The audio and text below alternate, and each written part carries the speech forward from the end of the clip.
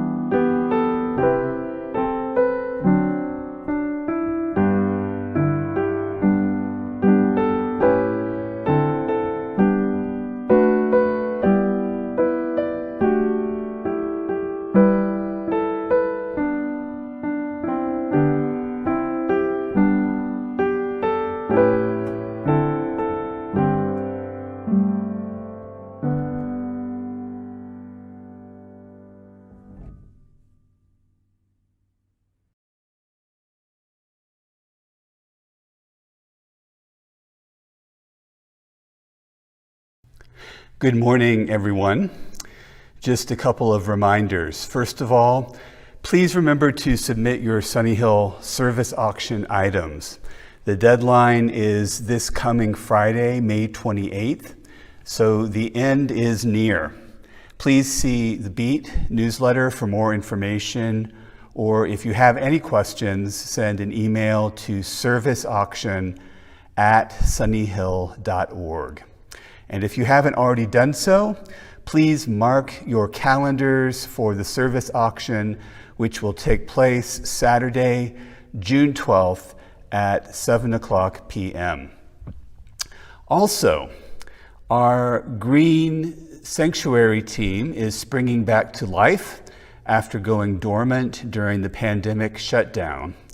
Please join us via Zoom after today's service for coffee and conversation when we'll reboot Green Sanctuary, and Heaven Sensky of the Center for Coalfield Justice will Zoom in with an update on the Canon Mac Childhood Cancer Cluster and the related fracking study that we've been pushing to jumpstart in Harrisburg.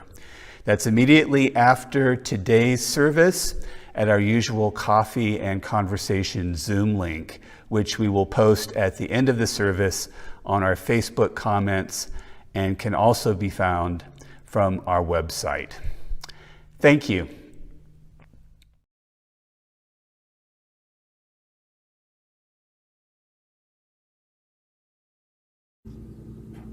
Our opening words were written by Gretchen Haley. For this hour, we gather to surrender to the mystery, to release ourselves from the needing to know, the yearning to have it all already figured out, and also the burden of believing we either have all the control or none.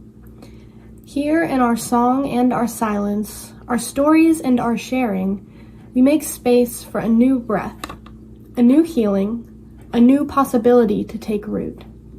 That is courage, forged in the fire of our coming together, and felt in the spirit that comes alive in this act of faith, that we believe still a new world is possible, that we are creating it already, here and now. Come, let us worship together.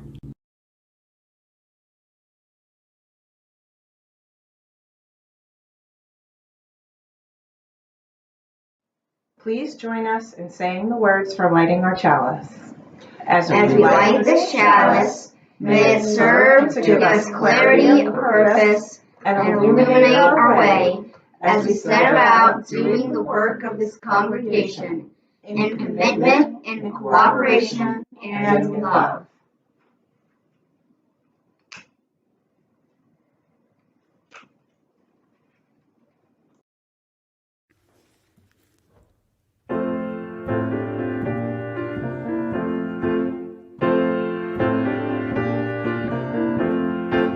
Tu l'ecclesia la passaquia, tu l'ecclesia la passaquia, hey kia na le passaquia, hey kia na le passaquia, tu l'ecclesia le passaquia, tu l'ecclesia le passaquia, hey kia na la passaquia. Hey, kia na la passaquia, tu l'ecclesia na la passaquia, tu l'ecclesia na la passaquia. Hey, kia na la passaquia, hey, kia na la passaquia, tu l'ecclesia na la passaquia, tu l'ecclesia na la passaquia. Hey, kia na la passaquia, hey, kia na la passaquia.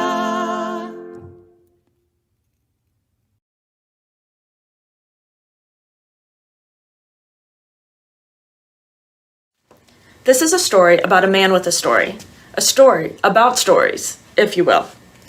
Once upon a time, there was a man with a story. This wasn't any old once upon a time story. Not one you could find on a bookshelf at the library or hear around the campfire. This was his story and no one else's. This story had been carefully crafted. It began before he was born, and this story told of his loves and fears, his dreams realized, and his dreams yet to come. This story was complete. It told his whole life, including those bits that still existed in his imagination. In fact, the story was so complete and he was so happy with it that he carried it around to make sure it was safe. It was somewhat bulky and unwieldy, but he didn't mind. It was his story. The thing about his story was, it was very fragile, made up of tiny pieces held together only by his own imagination. He was worried it might break apart at any minute, and so he grew more and more protective of his story. He held it even closer. As he went about his life, he checked on the story to make sure he was following it correctly. He avoided adventure and unknowns because, well, they might break his story. And then one day, the inevitable happened. Without warning, his story broke.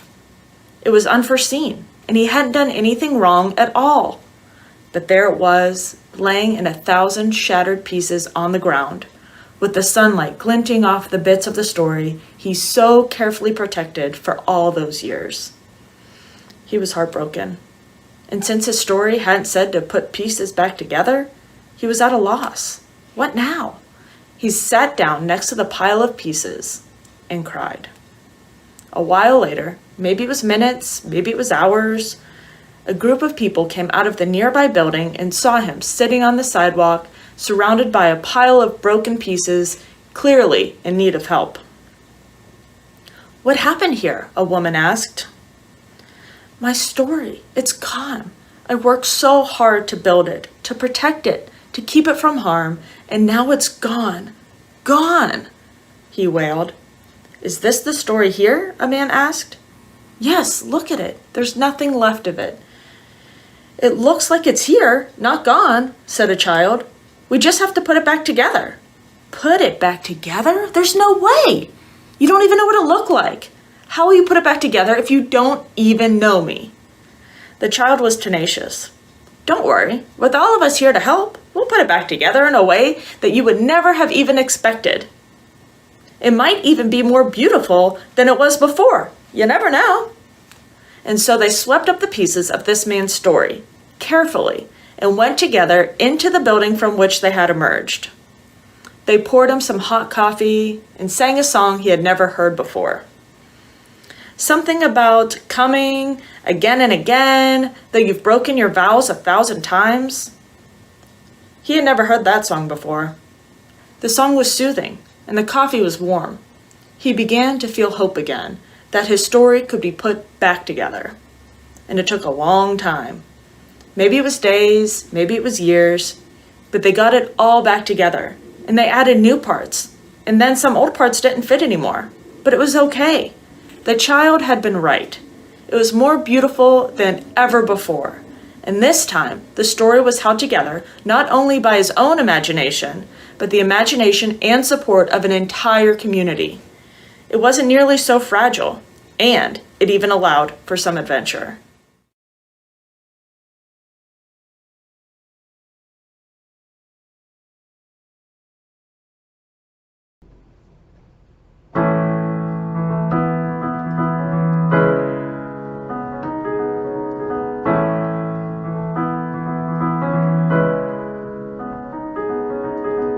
Walk a while in the woods without a compass and you're bound to drift.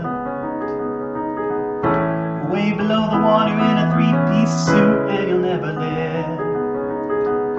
You learn a lot about the life you're living when you get a priceless gift and turn it down.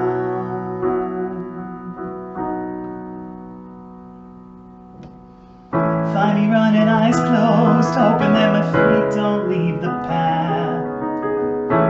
Weathermen waiting on their cues, chewing razors while they do the math.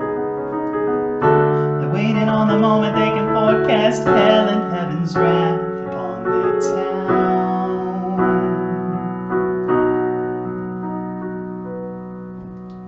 We need to believe in ourselves when we're weak, when we stumble and fall.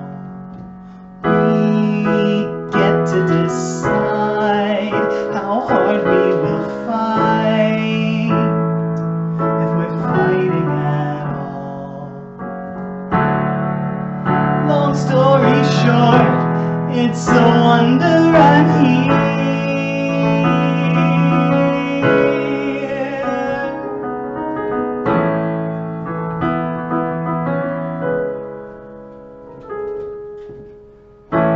Anyone who's ever felt the breeze of a sword that barely missed. Anybody suddenly inspired to begin their bucket list. It's nothing but a waste of force to ricochet your fist upon the ground.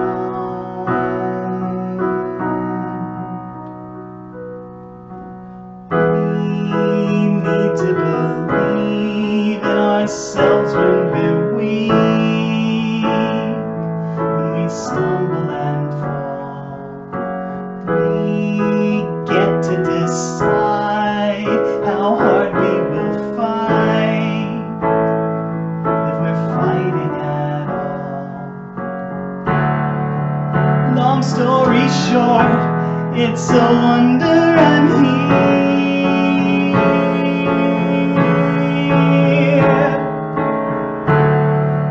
Long story short, it's a wonder we're here.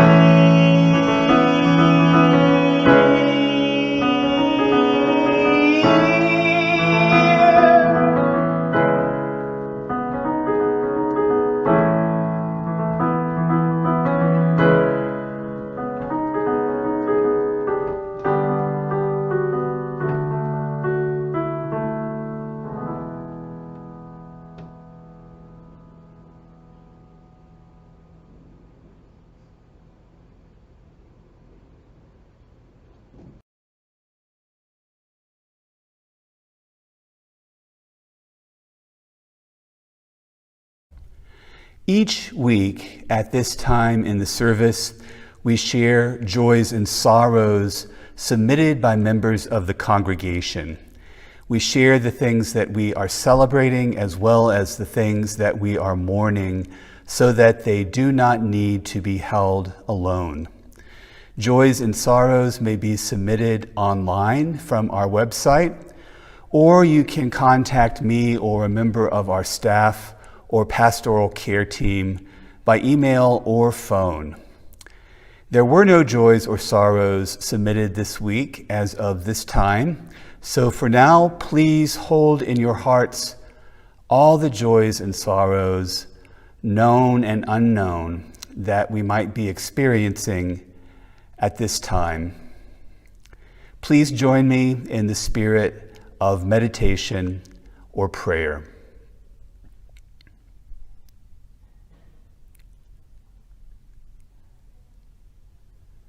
Remember to breathe always. Take a moment simply to sense breath coming in and breath going out. When you are struggling, breathe. When you are celebrating, breathe. When you are trying something new, breathe. When you are facing the same old challenges, breathe. When life is good, breathe. When everything comes unglued, breathe. Sitting here right now, wherever you are, breathe. In the silence of this moment, breathe.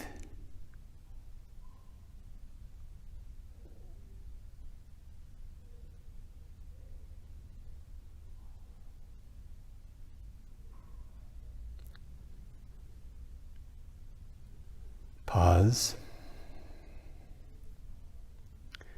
Breathe in the peace of this place and this moment. Breathe out the love that longs to be unloosed in our world. May we remember and return to this place of openness and breathing throughout all the moments of our lives. Amen.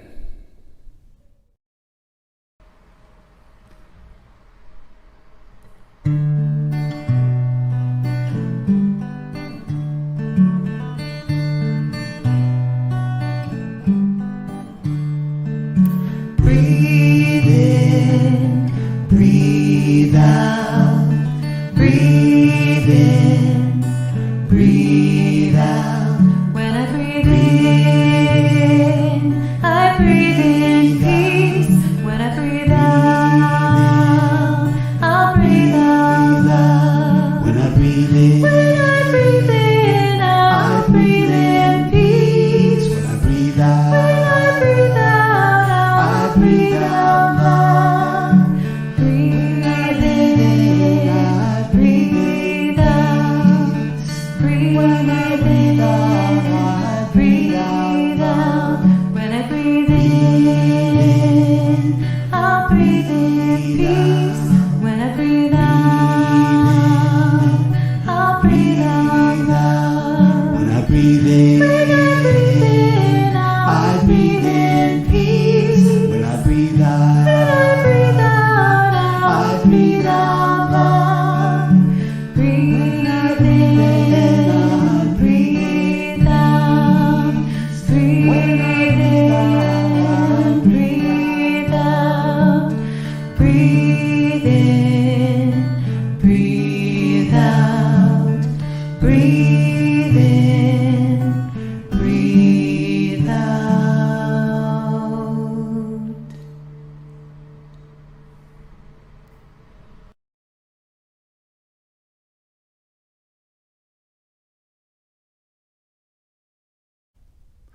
Whether we are aware of it or not, We are all storytellers. Telling stories is the way we learn, the way we remember, and the way we make meaning as human beings. Neuroscientist Antonio Damasio has said, consciousness begins when the brain gains the power of telling a story. So consciousness itself seems to be rooted, at least in part, in the ability to tell stories.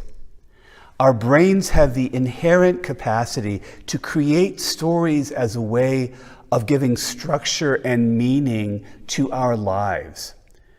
And according to research in narrative psychology, an emerging field of study that examines how stories shape our lives and personalities, the stories we tell ourselves play a large role in who we are.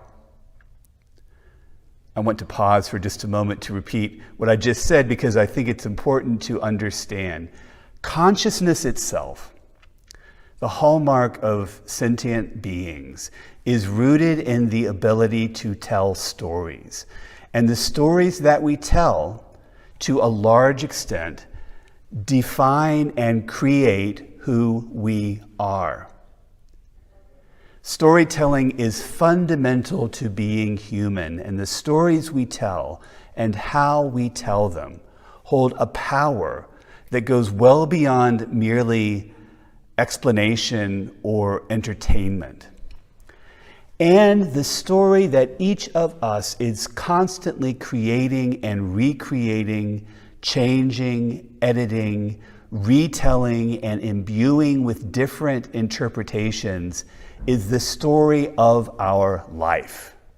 We are constantly telling and editing the stories of our lives. It's what we do from the time we first gain consciousness until in the end we lose it. Narrative psychologist Dan Magaw, author of the book The Redemptive Self: Stories Americans Live By, has said, the stories we tell ourselves about our lives don't just shape our personalities, they are our personalities. According to Magaw, our personalities have 3 layers. The first layer is our basic character, made up of traits driven by our genetics and environment. The second layer contains things like values and goals. The third layer is the story we tell about our lives, a sort of cognitive script that helps us understand how we came to be the way we are and where we think our lives are going, giving us some sense of meaning and purpose. Magaw says, these aren't just separate things that have an influence on who we are. They are, to a certain extent, who we are, and they're integrated into our personality as a kind of narrative feature of individuality. The idea behind narrative psychology is that by understanding how we create these stories and how they are structured, we can alter our own stories and rewrite our own scripts in ways that improve our lives. Based on my experience of shifts in how I tell my own life story and how that telling has changed over the course of my life, I can attest to the power of rewriting our scripts.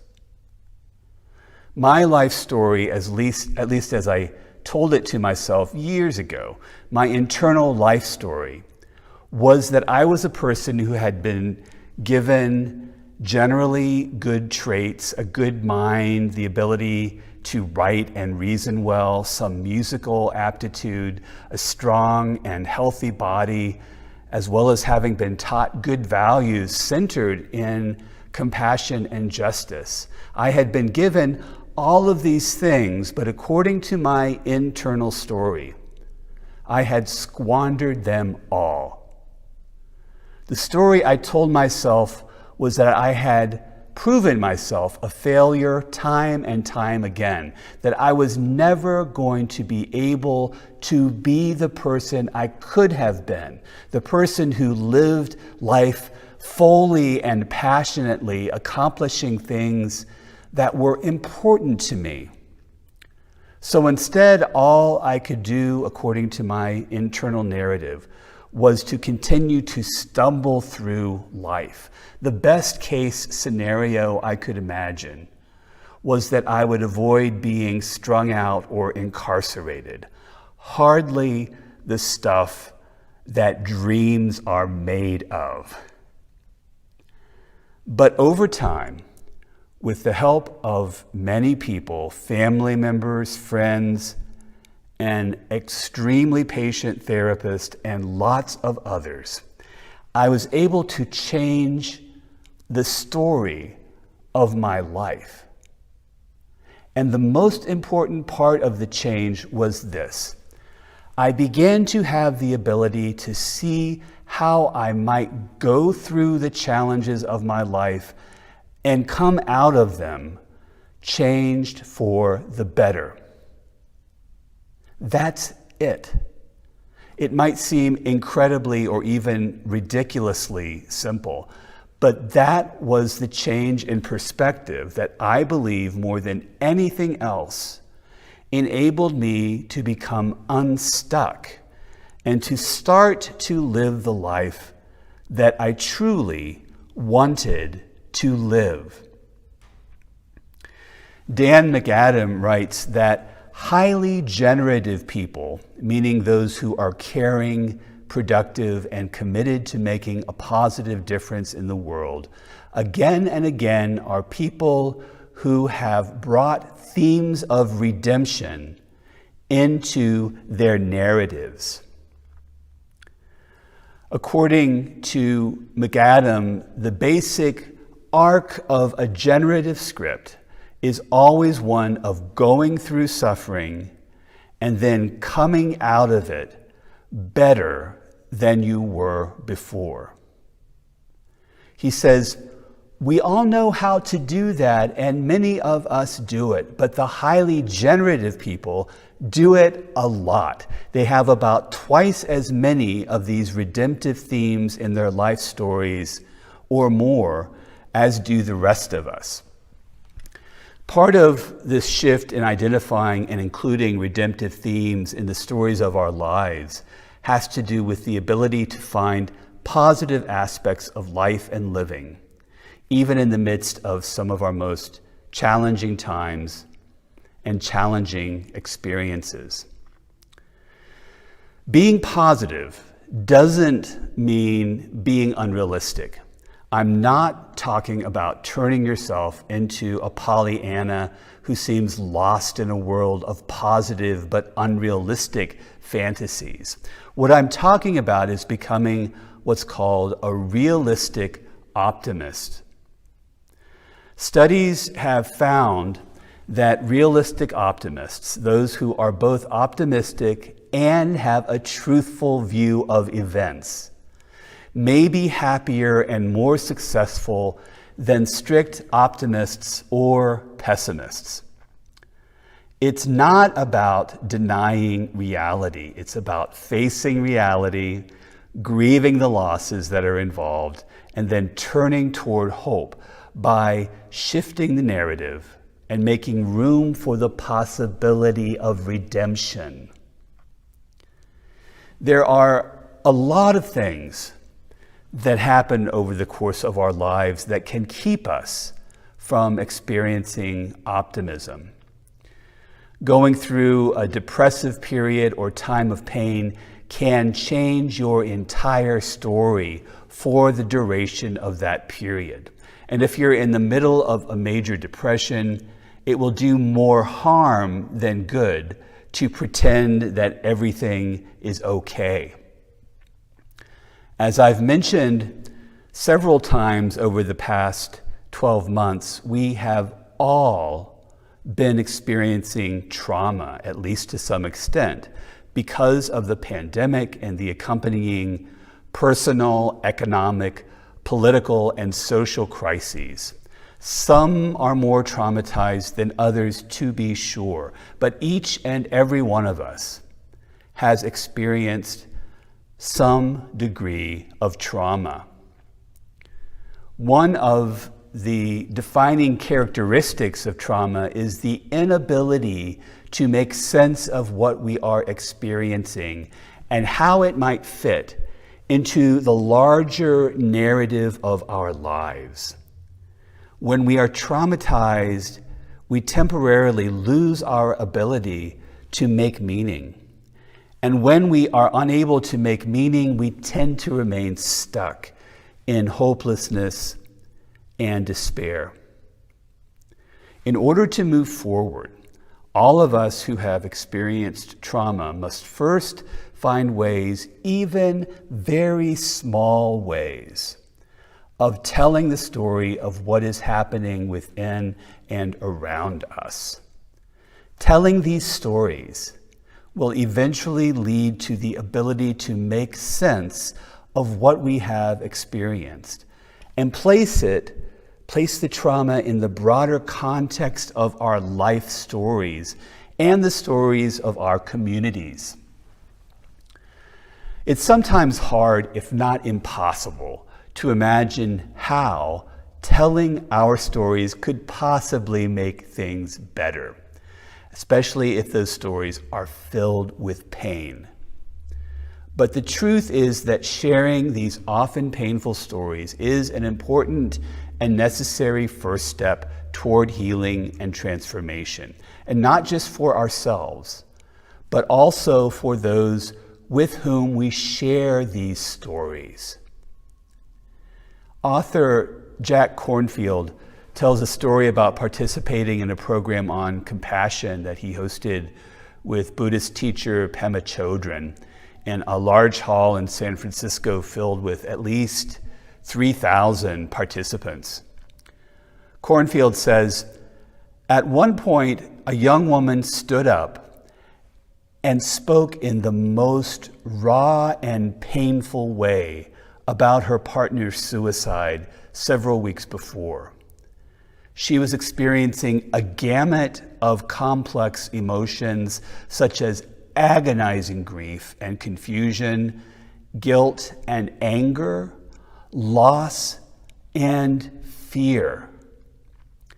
As I listened to her," Kornfield says, "I could feel her loneliness.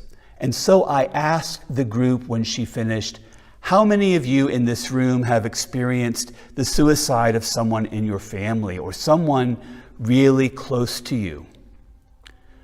More than 200 people stood up.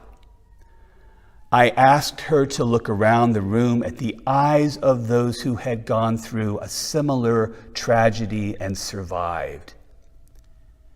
As they gazed at one another, everyone in the room could feel the presence of true compassion, as if we were in a great temple. Kornfield said, "We all felt the suffering that is part of our humanity and part of the mystery that we share. But it's not only in great difficulties like the suicide of a loved one that we touch this truth. In the midst of our daily confusions, self-doubts, conflicts, and fears, we need support, reminders to trust in ourselves. We can trust. We were designed to journey through the full measure of beauty and sorrows in life and survive." Now, I would like to point out that context is everything. The stories that we can share with a group that we trust and have some kind of relationship with are probably different than the kind of stories that we can share with complete strangers. Author Martha Whitmore Hickman wrote, As for inflicting our sorrow on other people, one does not want to go around blathering and crying all the time. But perhaps it is our gift to others to trust them enough to share our feelings with them. It may help them deal with some of their own.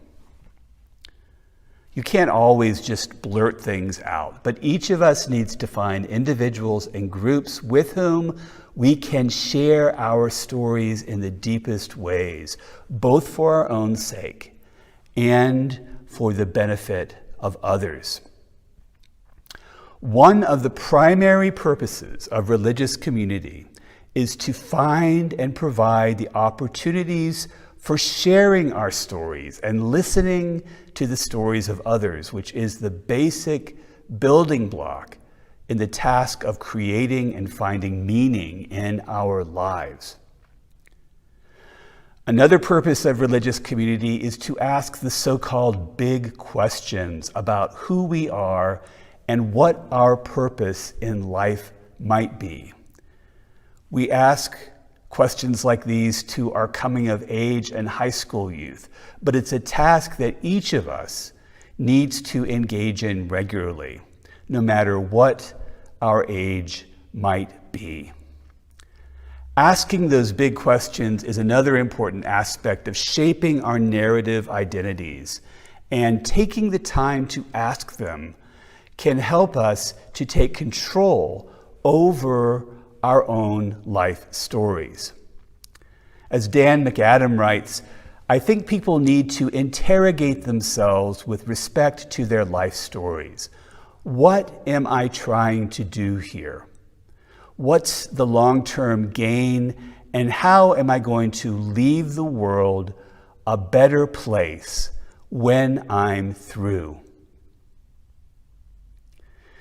My challenge to you is to spend some time thinking about the story of your life and considering these questions.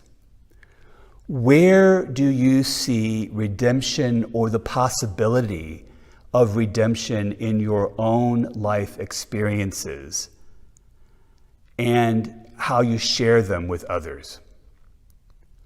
What is the message that you want to convey through the story of your life?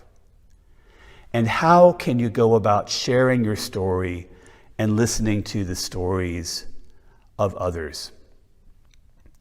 I hope and pray that each of our life stories, as well as our collective story, will be that of finding a way through the hard times, seeking new beginnings and opportunities for redemption whenever we can.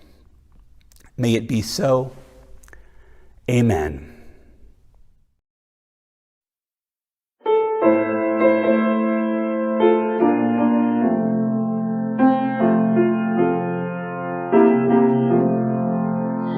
Life goes on in endless song, the mother's lamentation. I hear the reel of war again, that hails a new creation. Through all the tumult and the strife, I hear the music ring. It sounds echo in my soul. How can I keep from singing?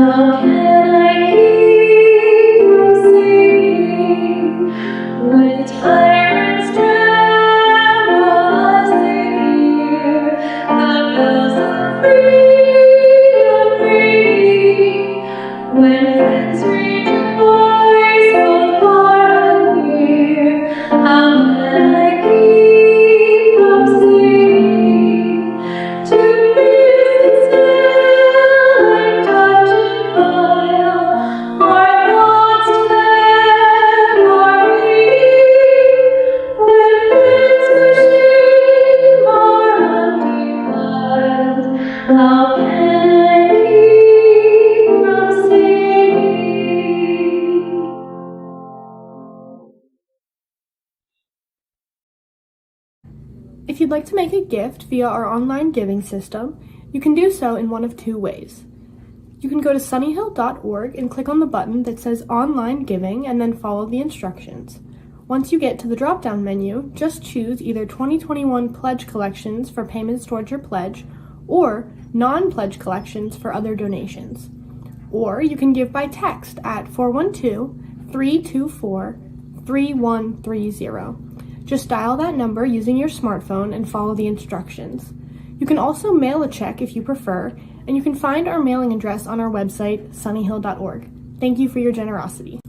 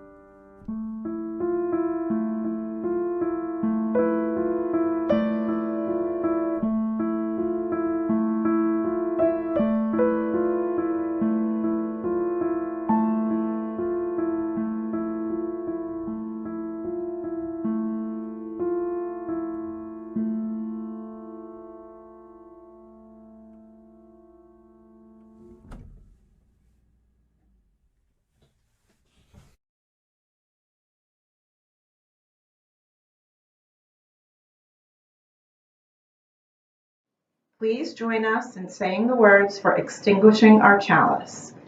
We extinguish this flame, but not the light of truth, the warmth of community, or the fire of commitment. These we carry in our hearts until we are together again.